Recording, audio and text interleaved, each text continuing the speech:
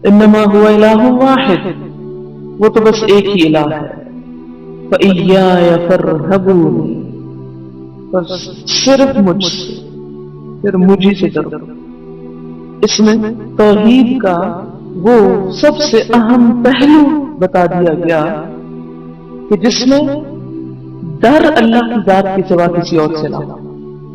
اگر کوئی شخص اللہ کے سوا کسی اور سے ڈر رہا ہے تو وہ توحید پر نہیں، کیونکہ غیر اللہ کا ڈر انسان کو اسی کا تابعدار بنا دیتا ہے۔ پرانے زمانے میں جتنے بھی یہ دیوتا اور دیویاں جن جن چیزوں کو بنایا گیا، تو آپ کو معلوم ہے کہ اس کے پیچھے نفسیات کیا تھی، کہ جس چیز سے وہ ڈرتے تھے اس کو اپنا الہ بنا لیتے تھے۔ اسی لیے سورج دیوتا اور بہت سی اور چیزوں کو، آگ کو پوجتے تھے لوگ۔ کس لیے آگ کو پوجتے تھے؟ کہ آگ سے ڈرتے تھے، خطرناک چیز ہے۔ تو کسی بھی چیز کا جو ڈر ہوتا ہے یا خوف ہوتا ہے وہ انسان کو اس چیز کا پابند کر دیتا ہے، تابعدار کر دیتا ہے، اس کی مرضی کے مطابق کام کرنے کے لیے اسے فورس کرتا ہے۔ اسی لیے ڈر حقیقی معنوں میں صرف اللہ کی ذات کا ہونا چاہیے۔ بعض اوقات انسان ڈرتا ہے اگر میں نے فلاں کی نافرمانی کی تو میری روزی چھن جائے گی۔ بہت سے لوگ کہتے ہیں نا کہ جاب کا مسئلہ ہے، اس لیے ہم اسلام کے فلاں حکم پر عمل نہیں کر سکتے۔ ہمیں ڈر ہے کہ اس طرح ہمارا رزق چھن جائے گا۔ تو کیا بتایا گیا کہ رزق اللہ کے ہاتھ میں، کیونکہ الہ میں رازق ہونے کا مفہوم بھی پایا جاتا ہے۔ پھر اسی طرح بسا اوقات انسان سمجھتا ہے کہ اللہ کے سوا کوئی اور بھی تقدیروں کے بنانے یا بگاڑنے کے قادر ہے، اور اگر اس کو ناراض کیا تو کیا ہوگا؟ تقدیر بگڑ جائے گی۔ اس لیے اس کی رضا کے لیے اور اس کی خوشنودی کے لیے لوگ غلط کام کرتے ہیں۔ پچھلے دنوں کسی نے مجھ سے معلوم کیا کہ ایک خاص ملک ہے ہمارے ہمسایہ ممالک میں سے جو بدھ مت کا پیروکار ہے شاید، تو وہ بدھا کی سالگرہ سیلیبریٹ کرتے ہیں اور اس پر کھانا بھیجتے ہیں۔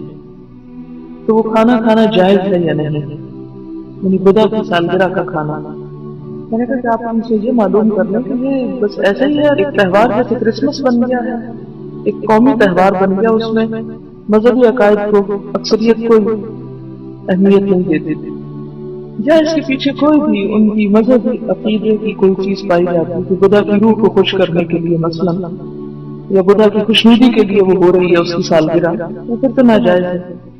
کہنے لگے کہ یہ چیز ہمارے دل میں کھٹکتی تھی، لیکن ہمیں ڈر ہے کہ اگر ہم ان کا وہ قبول نہیں کریں گے تو سفارتی تعلقات خراب ہوں گے۔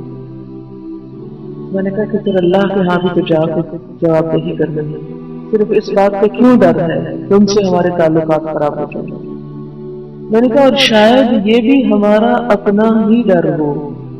اگر آپ دوسرے شخص کو بہت اچھی طرح کنوے کر دیں کہ ہمارے دین میں یہ چیز الاؤڈ نہیں ہے، ہمیں اس کے استعمال کی اجازت نہیں ہے، تو دوسرے مائنڈ نہیں کریں گے، تعلقات نہیں دکھیں گے۔ ڈیپینڈ کرتا ہے کہ آپ کس طرح بتاتے ہیں۔ ان کو بتایا میری اپنی زندگی میں بعض اوقات ایسی سچویشن آئی کہ جہاں ایک طرف اللہ کا حکم ہے اور ایک طرف کسی اور بڑے کی خوشنودی، تو اس میں بجائے اس کے کہ دوسرے کی بڑائی کو چیلنج کرنے کے کہ ہم تمہیں کوئی چیز نہیں سمجھتے اور ہم تو صرف اللہ ہی کو سب کچھ سمجھتے، یہ ایک نیگیٹو انداز ہے۔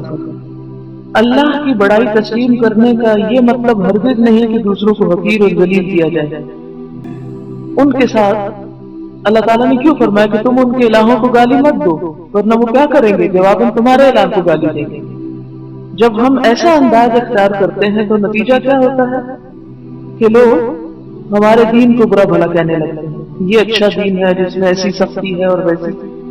مثلاً اگر میٹھا کھانے سے آپ کو ڈاکٹر نے روک دیا اور کوئی آپ کو بہت اچھی میٹھے کی چیز پیش کرتا ہے کہ اسے کھائیں اور بڑے شوق سے اس نے آپ کے لیے بنائی، تو آپ اسے اگر آسان طریقے سے بتا دیں کہ مجھے ڈاکٹر نے منع کیا ہے، تو آپ دیکھیں گے کہ دوسرا شخص نہ صرف یہ کہ مائنڈ نہیں کرے گا بلکہ ہمدردی کرے گا اور سوری کرے گا کہ مجھے افسوس ہے کہ میں نے آپ کو یہ کہا تھی کیوں، کہ آپ یہ کھائیں جو آپ کے لیے نقصان دہ ہو سکتا ہے۔ تو اگر ایک ڈاکٹر کی بات کو لوگ رسپیکٹ دے سکتے ہیں تو آپ کے دین کی بات کو رسپیکٹ کیوں نہیں دے سکتے؟ وہ دیں گے۔ ضرورت اس بات کی ہے کہ ڈاکٹر کی جیسے آپ کے اپنے دل میں عظمت ہے، ایسے ہی اللہ کے لیے عظمت پیدا کرنا ہے، محبت پیدا کرنا ہے۔ تو جب اس عظمت اور محبت کے ساتھ آپ بتائیں گے تو کوئی مائنڈ نہیں کرے گا، اور اگر کوئی مائنڈ کر بھی جائے تو آپ مائنڈ نہیں کریں گے اس کے مائنڈ کرنے کا، اس کا ریئیکشن آپ کو پریشان نہیں کرے گا، آپ کو تکلیف نہیں دے گا کہ کوئی بات نہیں، اس کو پتہ نہیں ہے۔ تو بہرحال ایک طرف توحید کی بات کی گئی اور دوسری طرف فَإِيَّايَ فَارْهَبُونِ، پس ڈرو مجھی سے ڈرو۔ جب تک صرف ایک اللہ کا ڈر نہ ہو اس کی اطاعت نہیں ہو سکتی، اور صرف اسی کی اطاعت نہیں ہو سکتی، پھر دوسرے بھی اطاعت میں شریک ہو جائیں گے، پھر دوسروں کی بھی مانتے چلے جائیں گے۔ آج آپ دیکھیں کہ ہم اسلام کے بہت سے احکامات پر عمل کیوں نہیں کر پاتے؟ کیا وجہ ہے؟ ہمیں کس کس کا ڈر ستاتا ہے؟ سارے ڈر ہی کا تو مسئلہ ہے۔ کسی بھی چیز میں جہاں ہمیں پتہ ہے حدود یہ ہے، اللہ کی مرضی یہ ہے، ہمارے شادی بیاہ کی رسمیں ہوں، ہمارے غمی خوشی کی جو بھی مواقع ہیں، ان میں بعض اوقات ہم کو پتہ ہے کہ یہ بات ناپسندیدہ ہے، بعض اوقات ہمارے بس سے باہر ہوتی ہے، ہمارے لیے ایک بوجھ ہوتی ہے، تاوان ہوتی ہے، پھر بھی ہم کرتے ہیں۔ کیوں؟ لوگوں کے ڈر سے۔ اب جو کام بھی لوگوں کے ڈر سے ہوتا ہے اس پر نہ تو کوئی اجر ہے نہ کوئی ثواب ہے، اور دنیا میں بھی اپنے آپ کو ستا رہے ہیں، پریشان کر رہے ہیں۔ کیونکہ اللہ سے بڑھ کر ہمارا ہمدرد کون ہو سکتا تھا؟ لوگ ہمیں جن کاموں کے کرنے پہ مجبور کرتے ہیں کہ یہ کر لو، اور ان کی خوشی میں ہم کرتے ہیں کہ جی کسی کا دل نہیں توڑنا چاہیے، تو آپ دیکھیں کہ ان کی خوشی پوری کرتے کرتے آپ اپنے آپ کو، آخرت کو چھوڑے ابھی بعد میں آئے گی، دنیا میں کتنا نقصان پہنچا دیتے ہیں، خود دنیا کے اندر نقصان اٹھاتے ہیں۔ اس لیے جب بھی کوئی حکم ماننا ہو تو بس اللہ ہی کا ماننا ہے۔ کیوں؟ اس لیے کہ وہ کسی بھی دوسرے انسان سے بڑھ کر میرا خیرخواہ ہے، تو جو اتنا مجھے چاہتا ہے میں اس کو ناراض کر دوں، اس کے مقابلے میں صرف ایک انسان کی چاہت ہے اس کو ناراض کر دوں، نہیں۔ اور دوسری طرف اس کی پکڑ بھی بڑی شدید ہے، وَلَا يُوثِقُ وَثَاقَهُ أَحَدٌ، اس جیسا باندھنے والا بھی کوئی نہیں، جیسا عذاب وہ دینے والا ہے ویسا تو کوئی دے ہی نہیں سکتا۔ ساری دنیا میں مل کر کوئی سزا تجویز کر لینا سخت سے سخت، کہ یہ شخص مان نہیں رہا، اس کو تو ایسی ایسی سزا دو کہ مان جائے، تو وہ سزا کہیں ہلکی ہے اس سزا کے مقابلے میں جو اللہ کی طرف لا يعذب عذابه احد ولا يوثق وثاقه احد، جیسا عذاب وہ دے گا ایسا کوئی نہیں دے سکتا، جیسا وہ باندھے گا ایسا کوئی باندھ نہیں سکتا، اس کی پکڑ بڑی شدید ہے۔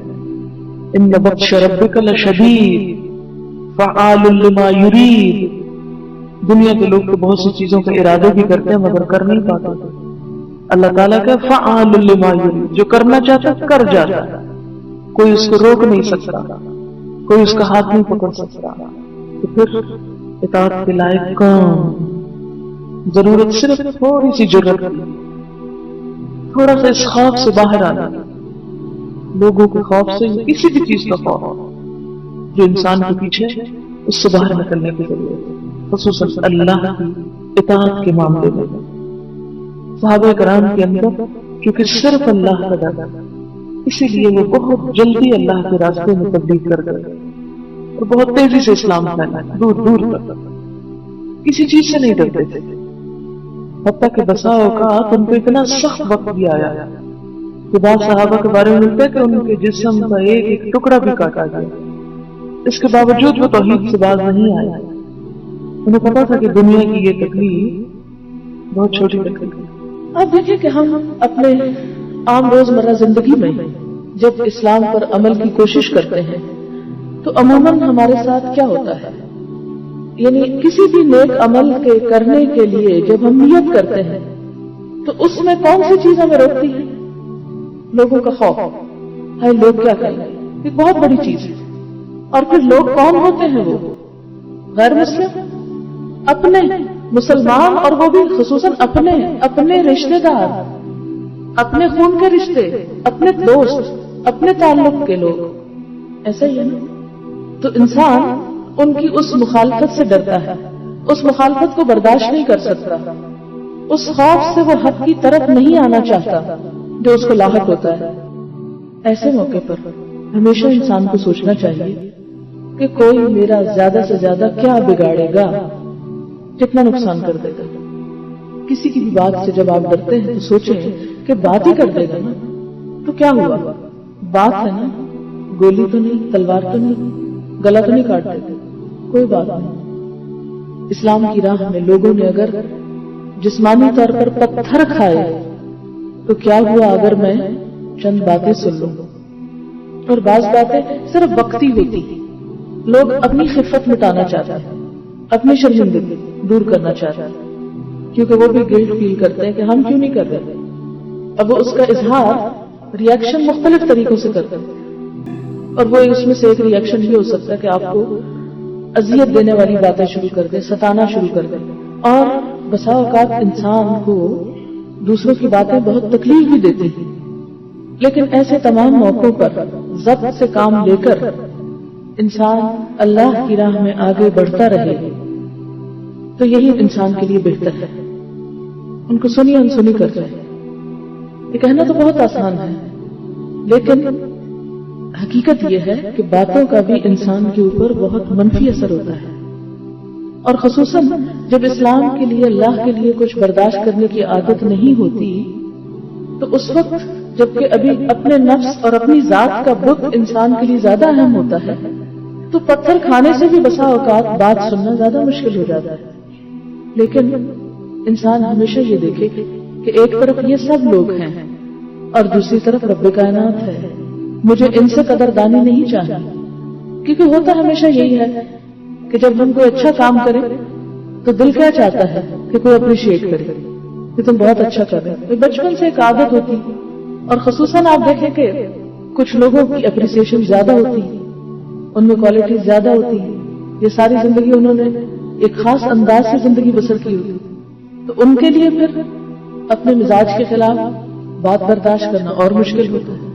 اس میں بھی حضور صلی اللہ علیہ وسلم کی زندگی ہمارے لیے ایک نمونہ ہے۔ آپ کو اپنا معاشرہ صادق اور امین کہتا تھا، کتنے خوبصورت ٹائٹل ہے۔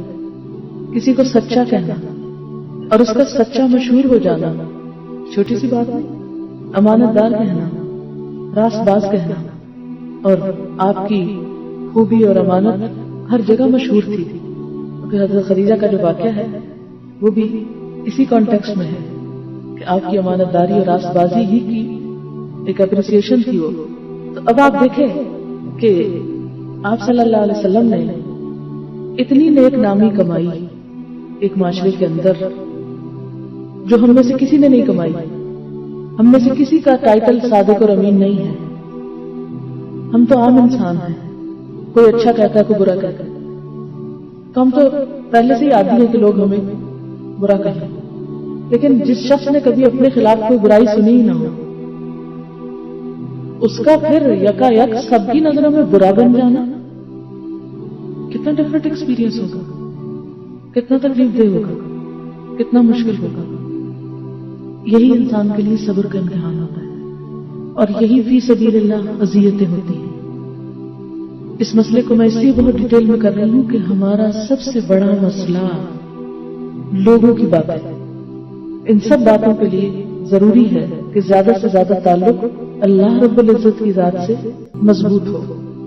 جتنا جتنا مضبوط ہوگا اتنی ہی استقامت ہوگی، اور اگر کوئی شخص اللہ کے لیے ایک بات بھی نہیں سن سکتا تو وہ کچھ نہیں کر سکتا۔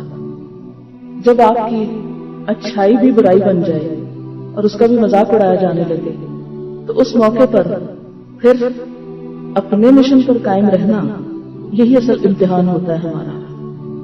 یہ مت سوچیں کہ آپ جب اللہ کے راستے میں پورے اخلاص سے نکلیں گے اور خون سوزی کریں گے تو ہر ایک آپ کو ویلکم کہے گا. ویلکم کرنے والے بہت کم لوگ ہوتے ہیں، زیادہ اسی قسم کے باتیں بنانے والے ہوتے ہیں، کچھ اظہار کر دیتے ہیں اور کچھ دل میں رکھے ہوتے ہیں. اگر انسان ان کی شکل دیکھتا رہے اور لوگوں کی نظریں پہچانتا رہے کہ وہ مجھ پہ کس طرح پڑ رہی ہیں، کہ لوگ میرے بارے میں کیا کہتے ہیں، پھر اللہ کا کام نہیں ہو سکتا. لیکن ایسے تمام مواقع پر چونکہ اپنی ذات کے لیے نکلے نہیں اور دین پر کوئی عمل اپنی خاطر کرنا نہیں، کیونکہ یہی تو ہمارا اصل امتحان ہوتا ہے کہ ہم کر کس کے لیے رہے ہیں. ہم نے جب دین کا کوئی بھی کام کیا تو کس لیے کیا؟ حجاب کیا تو کس لیے کیا؟ لوگوں کی نظر میں اچھا بننے کے لیے کہ لوگ کہ بہت اچھی لگتی حجاب، تو اس لیے ہم حجاب لے رہے ہیں. نماز پڑھ رہے ہیں تو اس لیے کہ لوگ کہیں کہ ہاں وہ بہت نیک ہو گئی. تو حقیقت یہ ہے کہ لوگوں کی زبانی اذیتیں آپ کا ہمیشہ سامنا کریں گی، اور جب کبھی دین کے معاملے میں کرے تو آپ سوچیں کہ اگر میں دین کے راستے پر نہ ہوں تو کیا مجھے کسی زبانی اذیت کا سامنا نہیں؟ اس صورت میں تو اور بھی زیادہ ہے. تو جب اللہ کے لیے ہوگی تو کیا ہوا؟ اگر اللہ کے لیے کوئی چیز ہو گئی تو کیا ہو گیا؟ اس لیے انفرادی سطح انڈیویجول لیول یا اجتماعی سطح، مسلمانوں کے اندر ہو یا غیر مسلم، کہیں پر بھی جب آپ کو اپنے دین کا کام کرنا ہے تو کسی بھی چیز کی پرواہ نہیں کرنی. اور یہ آیت ہمیشہ یاد رہے، لن یضروکم، کوئی تمہارا کچھ نہیں بگاڑ سکتا الا اذى، بس کچھ اذیت دے دے تو کیا ہوا؟ دے دے. اس کا عمل اس کے ساتھ، آپ کا عمل آپ کے ساتھ.